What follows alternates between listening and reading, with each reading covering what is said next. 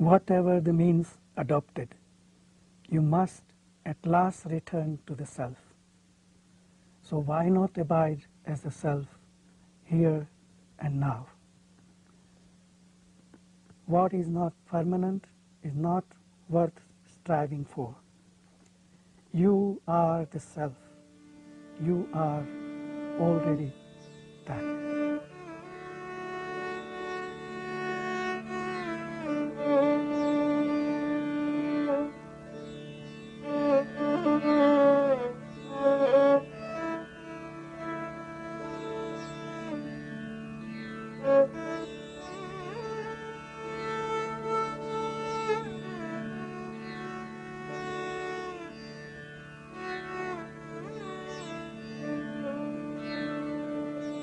Meditation is your true nature.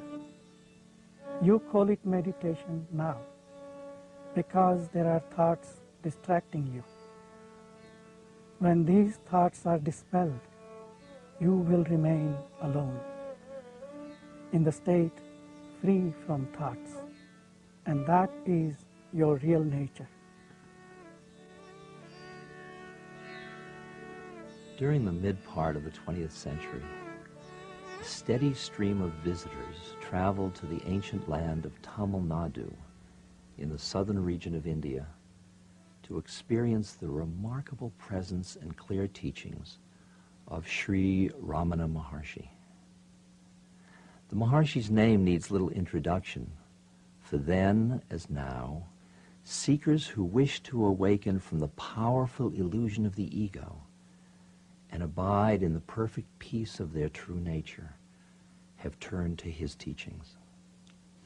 There was a spontaneous simplicity and humility about him, a sense of universal equality and heart-melting love. His actions were natural and spontaneous and reflected a life that was fully identified with the one consciousness, the self in all beings. Carl Jung had planned to visit the Maharshi, but for various reasons never made it. Jung writes about Ramana. What we find in the life and teachings of Sri Ramana is the purest of India, with its breath of world-liberated and liberating humanity. It is a chant of millenniums. In India, he is the whitest spot in a white space. Born in 1879 to pious parents, the child was named Venkataraman. Aside from several auspicious indications surrounding his birth, there were few specific signs that the young boy's destiny would take a spiritual turn. When he was only 16 years old, attending high school in the city of Madurai, in the South Indian state of Tamil Nadu, he had a remarkable experience of death, which led to a permanent awakening to the deathless spirit.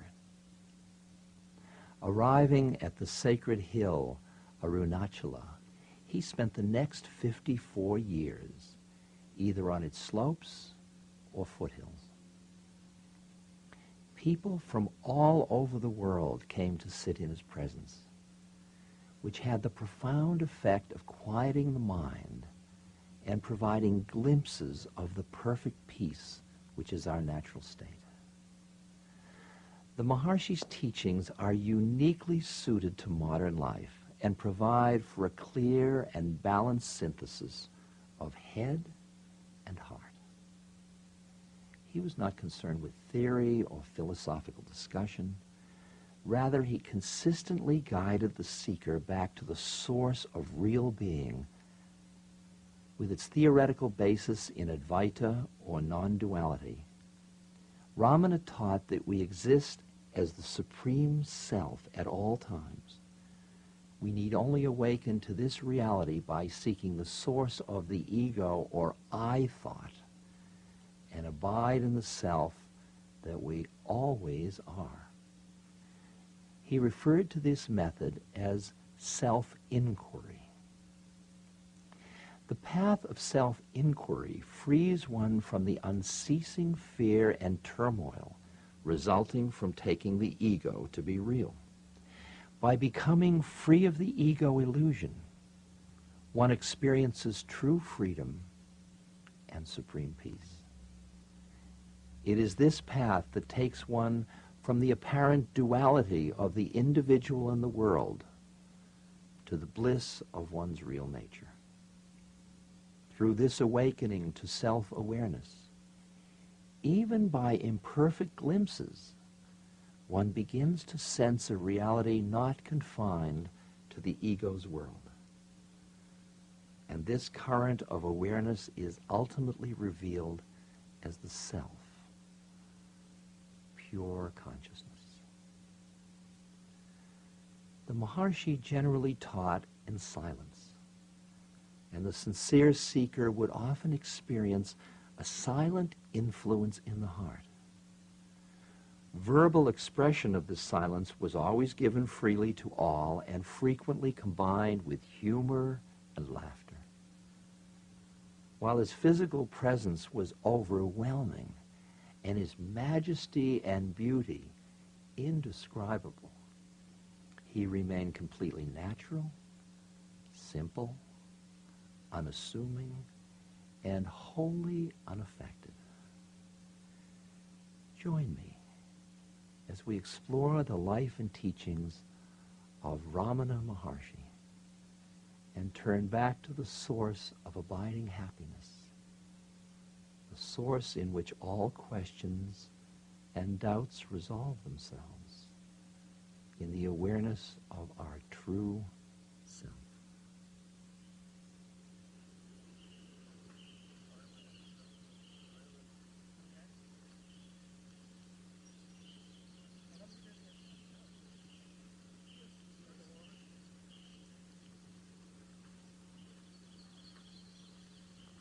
I'm glad that we have this opportunity to meet together for the purpose of exploring the teachings of Ramana Maharshi.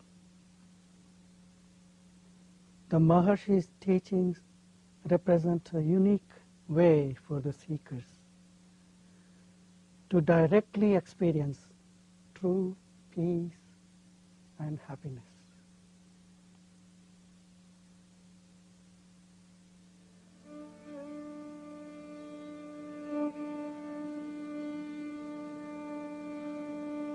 Ramana says, happiness is inherent in man and is not due to external causes. One must realize his self in order to open the store of unalloyed happiness. All spiritual scriptures are meant to make man retrace his steps to his original source. He need not gain anything new. He must only give up his false ideas and useless accretions. Instead of doing it, he tries to catch hold of something strange and mysterious, because he believes that his happiness lies elsewhere. You impose limitations on your true nature of infinite being and then weep that you are but a finite creature. Then you take up this or that practice to transcend the non-existent limitations. But if your practice itself assumes the existence of the limitations, how can it help you to transcend them?